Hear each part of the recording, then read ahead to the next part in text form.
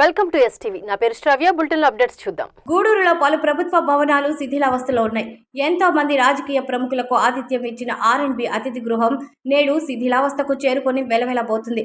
అప్పట్లో నియోజకవర్గంలోని పలు ప్రాంతాల నుండి వివిధ పనులపై వచ్చే ప్రజలకు అతిథి గృహం ఆశ్రయంగా ఉండేది. గతంలో పలువురు ఎమ్మెల్యేలు కార్యకలాపాలు నిర్వహించిన పంచాయతీరాజ్ బంగ్లా నేడు కూలిపోయే స్థితిలో ఉంది. పట్టణంలోని అంబేద్కర్ భవనం శిథిలావస్థకు చేరుకొని అసాంఘిక కార్యకలాపాలకు అడ్డాగా మారింది. కోట్ల రూపాయల ప్రజాధనాన్ని వెచ్చించి నిర్మించిన ప్రభుత్వ భవనాలు శిథిలావస్థకు చేరుకొని నిరుపయోగంగా మారడంపై పట్టణ ప్రజలు అసంతృప్తి వ్యక్తం చేస్తున్నారు. ఆ భవనాలకు మరమ్మతులు చేసి ప్రజా ప్రయోజనాల కోసం వినియోగించాలని ప్రజలు కోరుతున్నారు.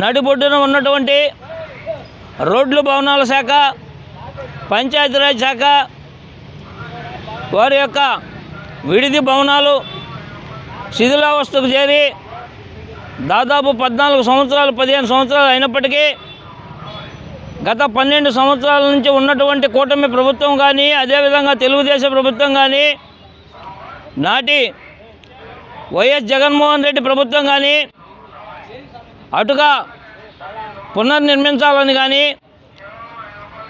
అటువంటి విశ్రాంతి భవనాలు గూడూరులో ఉన్నాయనేటువంటి పరిస్థితిని మర్చిపోయారు. కాబట్టి ఈ ప్రాంతంలో పనిచేసినటువంటి ముఖ్యమంత్రులు, అదేవిధంగా కేంద్ర మంత్రులు, శాసనసభ్యులైతే మీ అందరూ కూడా అత్యున్నత స్థాయి అధికారులు ఎవరైనా వచ్చినప్పుడు ఈ ప్రాంతంలో ఉన్నటువంటి ప్రజల యొక్క సమస్యలను తెలుసుకునేందుకు, వారి వినతులు స్వీకరించేందుకు విడిది భవనాలను ఆ రోజు ఏర్పాటు చేపడితే అవి పాడుబడిపోయి 12-13 సంవత్సరాలు అయినప్పటికీ పునర్నిర్మించకుండా గాలి కుదిలేసినటువంటి పరిస్థితి.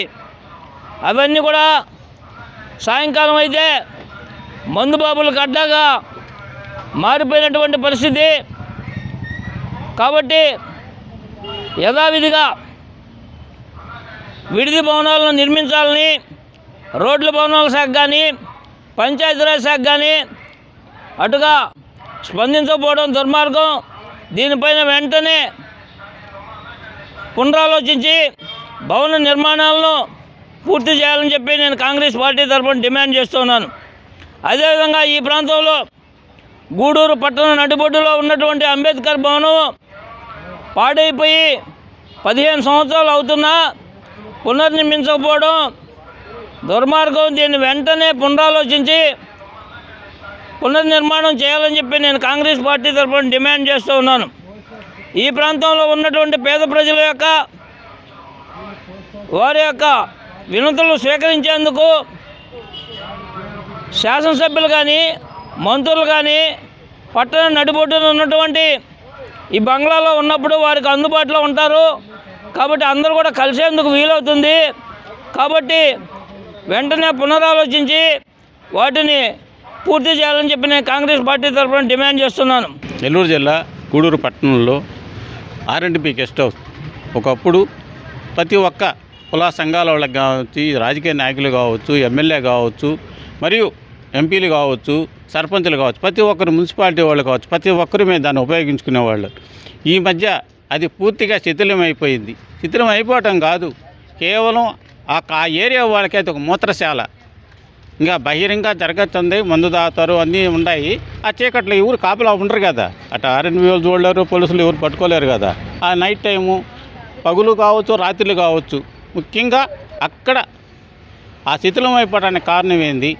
అలాగే దాన్ని నిర్మాణం ఎందుకు ఆపేశారు?